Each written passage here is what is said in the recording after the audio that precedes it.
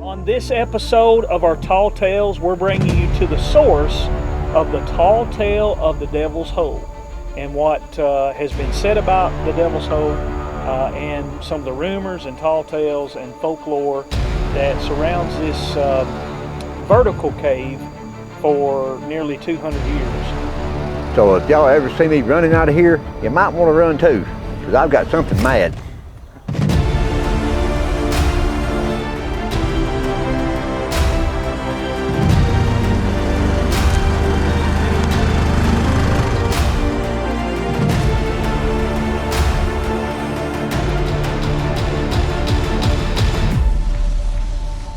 Some stuff that people have made up.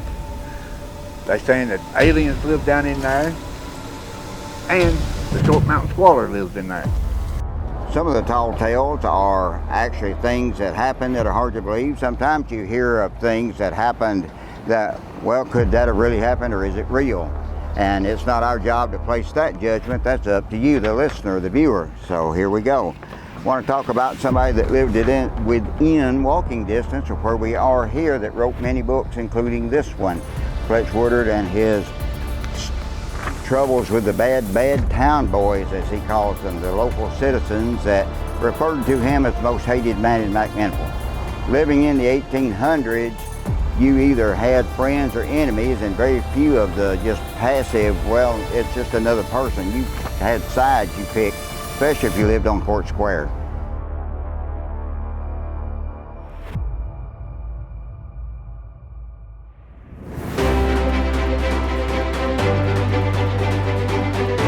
Welcome to another edition of Community Insider.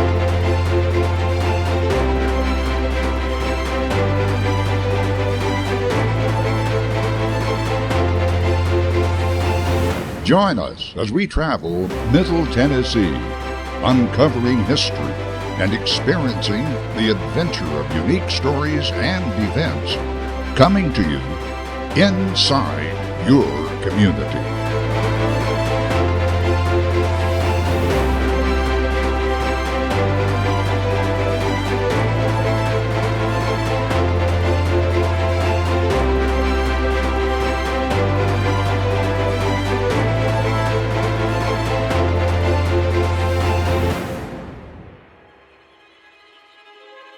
Hello, I'm Jonathan Womack, and welcome to this edition of Community Insiders. We bring you to the foot of Burger Mountain, located in Short Mountain, Tennessee, Cannon County, Tennessee. On this episode of our Tall Tales, we're bringing you to the source of the tall tale of the Devil's Hole and what has been said about the Devil's Hole and some of the rumors and tall tales and folklore that surrounds this vertical cave for nearly 200 years. We have Mr. Lynn Underwood, who is an avid hunter. He is a coyote hunter, and he's going to tell you a little bit more about that in just a bit, but we want to thank him and Hunter, also his son, who is taking us on this trip. As you're watching this, this is several feet off the ground.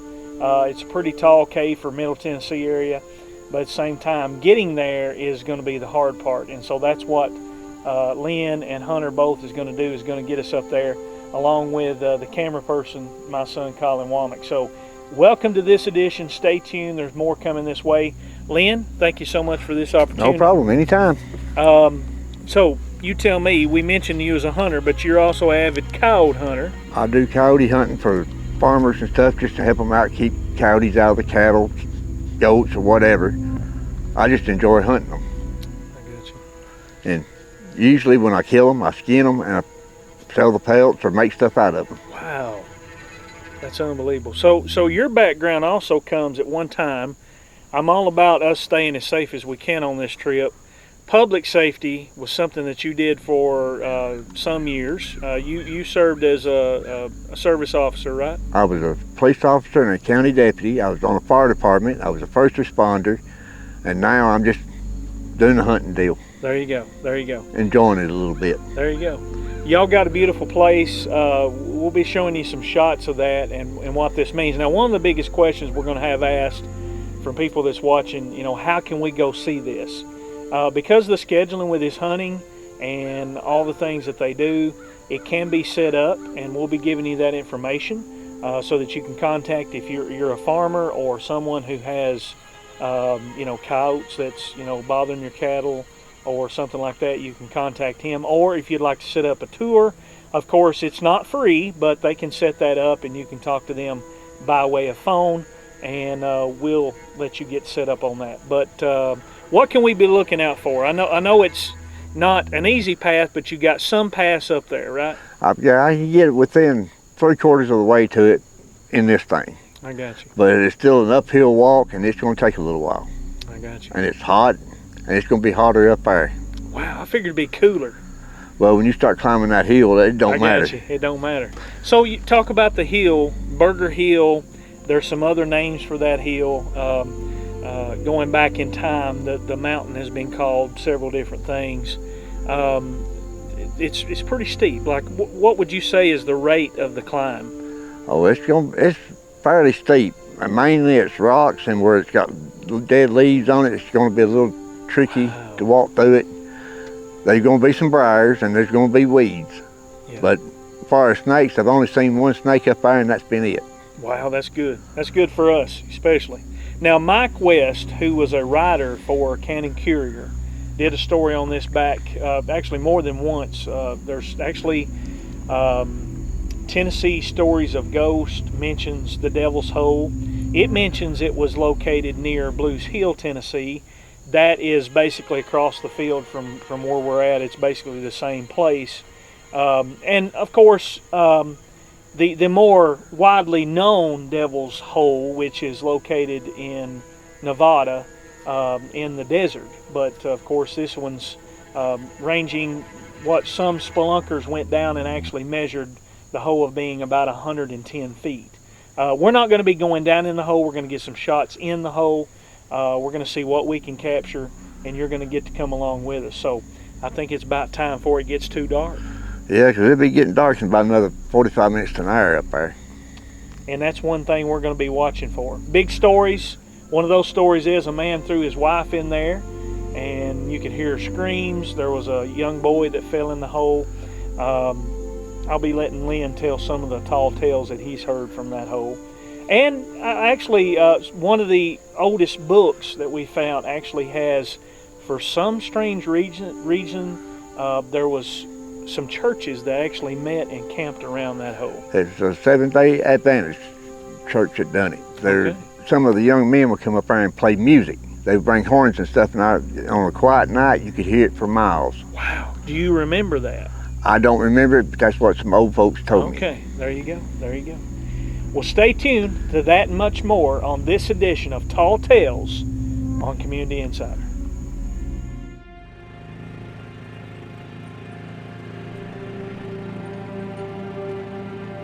As we continue our adventure to the Devil's Hole, some things about the Short Mountain area. It's located in the northeastern part of Cannon County.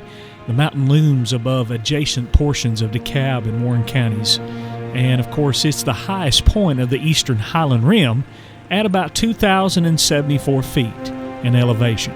Short Mountain now rises alone above the Central Basin. It's 20 miles to the west of the Cumberland Plateau. The mountain consists of several smaller hills, including Burger Hill and others around, with a watershed of two main creeks, which runs to the east, Mountain Creek, and one that runs to the west, Stones River.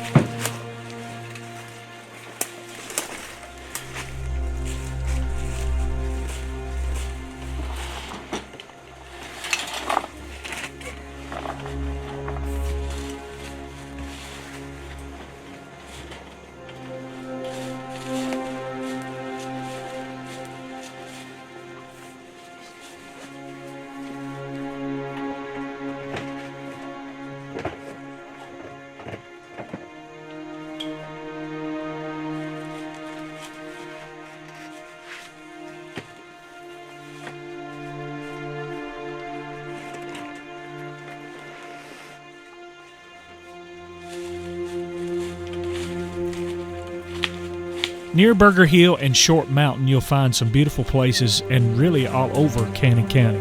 It's a great place to bring your family, and several local events throughout the year includes the Cannon County Senior Center, which hosts the Good Old Days. That usually happens somewhere in the middle of May. Other events throughout the year includes the Moonlight Drive-In in the center of Woodbury. Also, the Middle Tennessee Mule Skinners has an event every year. The Summit House, several antique shops downtown Woodbury, and of course the well-known Short Mountain Distillery.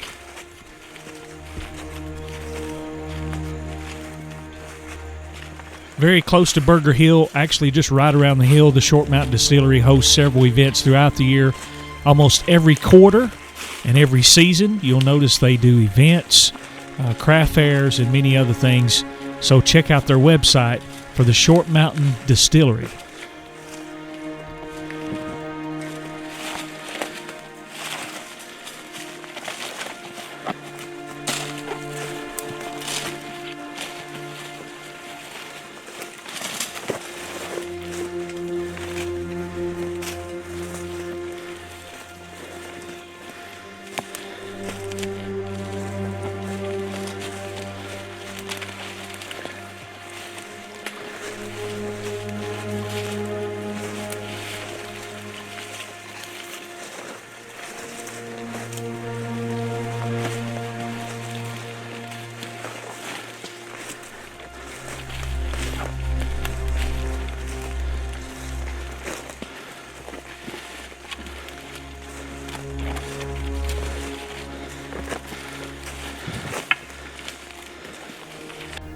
Some of the tales that we've heard about this is a man and a woman come up here and they got into an argument and the man pushed the wife off in there.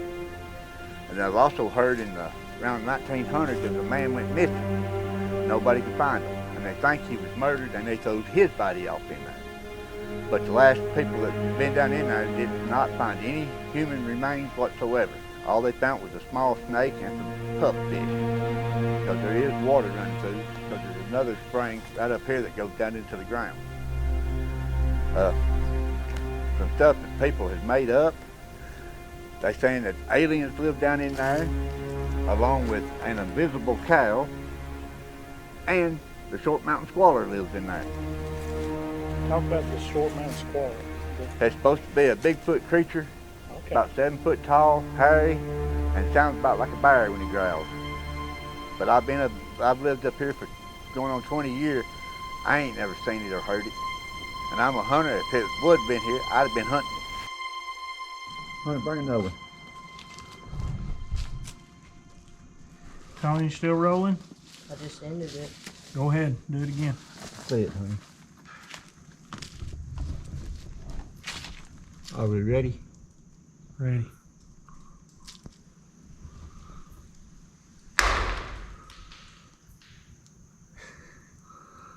That was straight down. Let's do one more.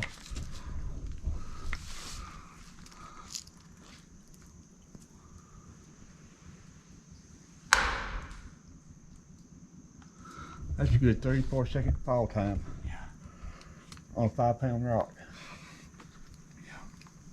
I'll just throw a middle one. See what it does. You might have to do it. That might be a problem. We might have a little rock. First year I found this, my wife told me about it, her and her mother. But it took me forever to find it. Smaller. Right, the smaller right there. Let's try.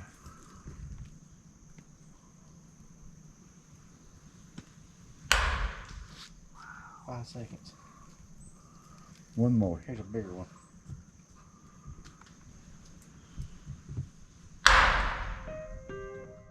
My wife and mother has lived here since the early 50s.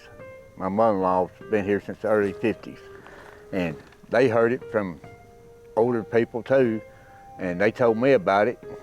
And I just happened to stumble up on it one day while up here running around looking at the hill, just seeing what's here. And this ain't the only hole that's on this hill. There's about 7 more on down, and there's one more out this way that's got water running in it. So this ain't the only one. And from my understanding from the older people that I've talked to, the reason why it's called the Devil's Hole in the late 1700s, early 1800s, they found the hole and throwed rocks off in it, and it went forever before it hit, and they classified it as a gateway to hell. But there's a bottom to it, I know that. But as far as any creatures living in it, I ain't never seen none come out of it. So if y'all ever see me running out of here, you might want to run too, because I've got something mad. Hunter, you like to hunt. Is that why you named it? No, actually, before he was born, me and his mama was talking one night, and I wanted to name him Remington Winchester. But we decided with that name, he would be 35 years old before he got out of grammar school. So my wife liked to name Hunter, and she stuck the name Remington Hunter. And since he was 3 years old, able to walk, he's been 3 foot behind me no matter where I went. And as you see, he ain't far from me tonight. But we've been all over this hill coon hunting, and I've always been told, you ever get a kid into hunting that'll never have money to do drugs? Well, I've done that, because he ain't got money to do nothing. He spends it all on dog food and dogs and shells. And barely have enough for gas. So Hunter, tell me about yourself. You like hunting? What's some of the stuff that you like doing? Well, I like deer hunting. Well, mainly any of the hunting, even coyote. But mostly the main thing I like and enjoy is coon hunting. So we started in one time. One guy wanted to come up and hunt since we had plenty of them on camera. Well, came in, he ended up having a pup, dog looked in the face. It was over. I already still got the dog at the house. But he's been hunting since he was 5 years old. I was with him when he killed his first deer, same as I was with his older brother and his sister. And now he just stuck with it, and he likes it just as much as I do. Actually, I just like being outside. And doing stuff like this, I enjoy. For those that may be watching, they're interested in maybe contacting you about coyote hunting, either one of y'all. What's your specialty with capturing the coyotes? He traps them, I just shoot them. And when I shoot them, I end up bringing them home, skinning them, and tanning the hides. No matter how big they are, unless they just got plumb mangy, but I never leave them laying on the farmer's land. I always bring them out. That way, the farmer's not having to deal with it. Is that where you get your nickname? Critter Getter? Kinda. How that come? How that happened was, at the time I didn't have a four-wheeler, so all I had was a truck. So I kept using it deer hunting every day.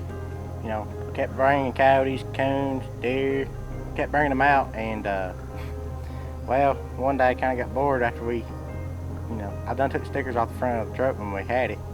Took it off, and I'm trying to think of a name for it. Well, I was on my phone scrolling, it popped up Critter Getter on it. I was like, oh, I'll get my sister to make it. Put it on the front windshield, and then I kept driving it to school. And that's how the nickname started. Speaking of family, tell just a little bit about your family. I've been married for 26 years to my wife, Brenda. We live on her grandparents' place. They actually bought it in the early 50s. And right now we're keeping it all but 2 acres into the same family. And that's my goal, keeping it in the family. I've got a daughter, I've got a son-in-law, and 3 grandkids. And if I know grandkids was this much fun, I'd had them first. But I love being around them, and they all know what I do, and some of them enjoys it just as much as I do. There's been some stories about even panthers being up here. What's the story behind that? Now we've heard there's black panthers up here. I've been up here all times, day and night, and I've never seen one, never heard one, and I've got cameras out everywhere and never get a picture of one. But I do know down in Gasaway, which ain't far away, a guy down there legally had black panthers and cougars and stuff like that, and I do know some of them got loose. But I don't know if they've ever caught them or somebody shot them or what. Any other stories before we take off? The story about the dog was Yeah, there was a dog run a fox into a hole somewhere on this hill, and it stayed in there for weeks. And when it come out the other end, that it had bare spots on its fur, its claws was wore down, and it was almost starved to death. That it was in there that long. And I was told on the other side of this hill there is a bird cave that you can walk in to come into it, but I ain't never found that one.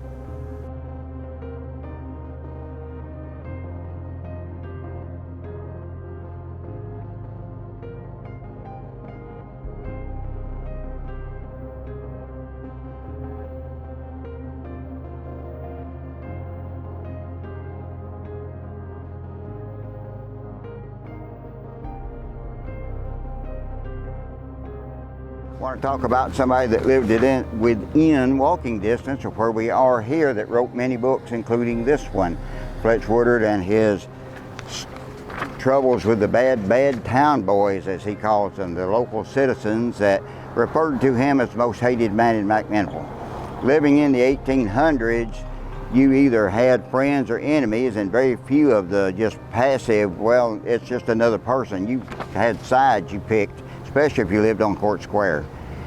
You've got the little fort on South Court Square where Fletch Woodard lived, as it was called in later years. You've got the Warren House Inn sitting behind the camera where we're filming today. And you've got the McMinnville Inn across the way where City Hall, that has been a bank for many years, is located today, among other things here, businesses, homes, etc. Looking back behind me at the Chamber of Commerce building, you've got a view of modern day McMinnville. Go back to Fletch Woodard and 1870s. He lived here with his family and had a great photography business, a medical business, etc., etc., and talking about being the most hated man in McMinnville, being the only photographer who's going to take your picture. You just swallowed your pride and had him snap some shots and went next door to Benjamin Hill's Warren House Inn, stopped in the tavern and said what you thought about him out of hearing range. And so that was one of the many things that went on. And can you believe a person survived all these years being for the Union Army? The end of the Civil War needs to happen, and everybody else, including General Benjamin Hill of the Confederacy, is your next door neighbor, and all the other neighbors being for the Confederacy. With a few exceptions, but most everybody in walking distance of Court Square Confederate except Mr. Woodard and his family.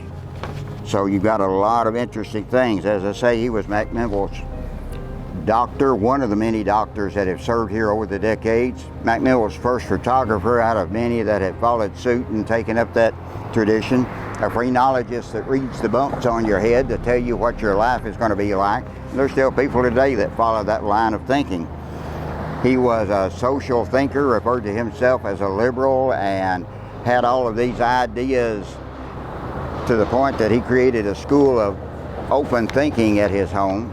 But yet again, the most hated man in McMinnville by the movers and groovers that modern day streets are named after, as we look at those things. A lot of interesting thoughts with him because of the hatred that they had for him. He's going across the street with his friend, the town marshal, to the other place of libation at Warren House Inn.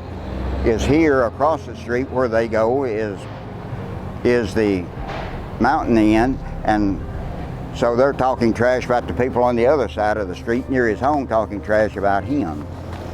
And so that hatred ensues, including the town marshal, one of the few friends Woodard probably actually had, and vice versa. And the town marshal comes into this story because he's arresting all the prominent town citizens, the men especially, for doing some of the same things for which he's guilty. Down below us is what we call Depot Bottom, Depot Hill, Depot Street as it's known today. At that time it was College Street because it walked from the train yards all the way up to Tennessee Female College, later Southern School of Photography. And down on this hill were houses of ill repute, as we might call them, to have a nicer term for that. And so the ladies of the evening were meeting with prominent town citizens, only to be arrested by the town marshal that would lock them up and return to those same places himself. At some point, someone in the lovely city of McMinnville is tired of the town marshals doing what they're doing, etc., etc., and he is murdered at the back of one of these houses on Depot Hill at this point in time. Mr. Woodard, being the doctor closest in range, helps with the murder scenario, including performing the autopsy on this man to prove what he died from and how it happened. Gives all the information to the court system, etc., and then is later framed for that man's murder, his only friend, or one of his better friends in the city. An interesting tale. And so it makes you wonder how that came about. And at some point in history prior to this, before this murder, to get rid of him, Mr. Hill, as we've said, the Confederate general that owned Warren House Inn over next to us, here where Tri-County Bank is today, decides, I'm going to get rid of Woodard once and for all, and sets fire to Woodard's house to burn him out, but also burns his inn to make it look like an accident, burns his own establishment. That's a lot of hate, people. Could somebody really take what we would think of today as a massive source of income for anybody, people from all over, everywhere staying, including the President of the United States, Andrew Jackson, stayed in that inn with General Hill, and burn that to get rid of the guy you don't like next door, his house included. So the little fort on Southport Square is built on the same spot as Woodard's first home, and it's called that because of the stick picket fence he built up around it to look like a fort from the 1600s or something, because he was so fed up with the way things were. This was the side yard to divide his property from Hill's property. And when that didn't work, well, let's frame him for the murder that happened 3 years later. And we'll get him gone. He finally escapes at Nashville jail, where he was kept for however long, and eventually writes a book about that bad jail in Nashville, as one of the other books that he published. Makes it to Texas after his escape, gets a lawyer that believes him, and fights and is exonerated and is allowed to return back to McMinnville as a free man. But whoever killed Woodard, you'll have to read the book to find out Fletch's opinion as to who it was never brought to justice. And most likely someone that one of our favorite city streets in McMinnville is named after, based on what he says in the book. I'll leave that to you to figure out. We want to thank Bruce Atnip for bringing us this other edition of Tall Tales right here on Community Insider. We're going to close with the obituary of Dr. J. Fletch Woodard. He died at his home in this place last Tuesday morning and was buried Wednesday evening in Riverside Cemetery. Reverend T.W. Nolan of the Methodist Church officiated at the funeral service. Dr. Woodard was born in Warren County in 1838 and has been a citizen of the town ever since, being the son of Reverend Isaac Woodward, a prominent Methodist minister of his day. He was 75 years of age and leaves a wife and 3 grown sons. He has been in poor health for quite a while, having suffered a stroke of paralysis some 6 months ago, from which he never fully recovered. He was a man of strong likes and dislikes, but without deception. He had peculiar views upon many subjects, but was honest in his belief. He had his faults, but who among us is without fault? If there be such, let him cast the first stone. We bury his faults out of sight with his body, and cherish in memory only that which was good. The bereaved family has our sincere sympathy.